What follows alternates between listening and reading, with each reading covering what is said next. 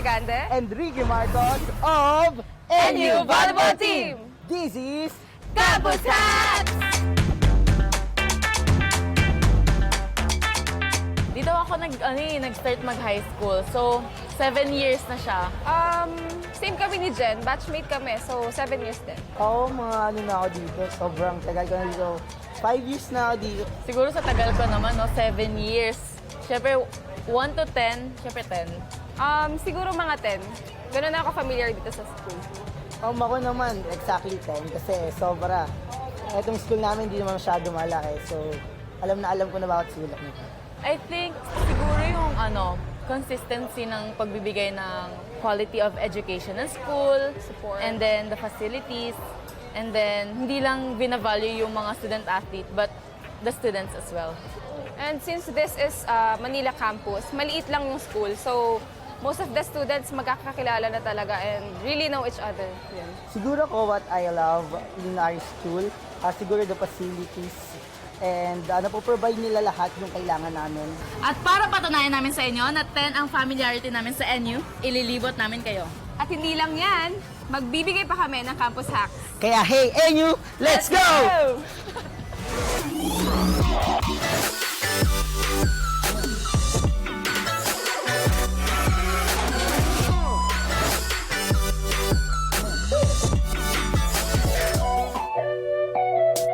Kaya nandito po tayo ngayon sa kantin ng National University. Dito po kami kumakain for our recovery meal. As a varsity player, free meals kami dito sa canteen. So every time after ng practice, dito kami nag-spend time with our teammates. Pinag-uusapan namin yung mga training namin, kung ano yung nangyari sa training kapag wala kaming class. And bukod sa masarap yung pagkain, very affordable siya sa students and employees. Kaya tara, kain tayo.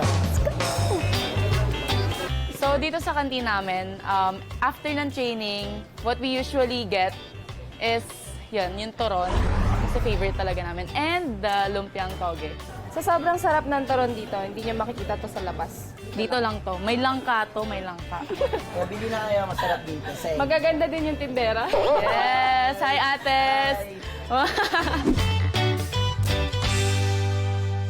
So ngayon, nandito tayo sa pinaka-paborito kong lugar sa school, ang library, or we call it Learning Resource Center. So bilang student-athlete, importante na nababalance mo yung pag-aaral mo at ang pagiging athlete.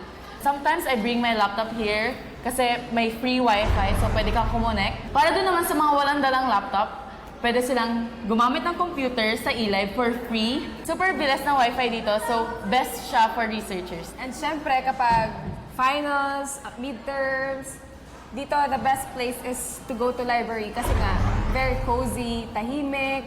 Pag ayaw mo ng distraction, katulad nito. Oh, nice. Sa library. Ayun, makakapag-aral ka ng mabuti. At isa pa sa mga perks ng student dito sa school namin is the access of Wi-Fi. Kahit saan sila pumunta, even sa CR, sa gym, o sa gilid ng NU, sobrang lakas ng Wi-Fi. Tara! Go! Etong part na to is like a bridge connecting from main building to old building. Let's go!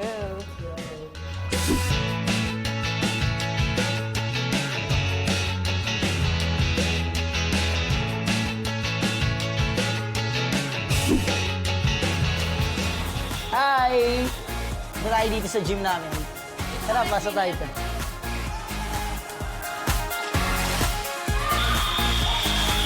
Okay, so ngayon, nandito tayo sa training ground ng NU. Dito kami lagi nag-training every single day. So even wala kaming practice, pwede kami umakyat dito anytime para mag-overload or magpa-PT. And usually, meron tayong mga tune-up games. Available din siya for students kung gusto nila sumuporta, umakyat dito para sa mga. And even na walang mga naglalaro dito, pwede rin po mag-aral yung mga student. Pangit? Hindi ko sure. Tara, limot Pwede pa ka tayo. mag-aral doon, ingay-ingay. That's what it's all about. We are So nandito tayo ngayon sa isa pang favorite spot ko, ang NU Garden. Siyempre, ang pagiging student-athlete, super stressful. Gusto mo maganda ng ambience yung makikita mo, presko yung hangin, mapuno. So, ito yung perfect place. So, dito, lagi ako tumatambay para fresh naman yung mga nakikita ko. Kapag gusto mong makipagkwentuhan or gusto mong mag-emote, dito ka na, go.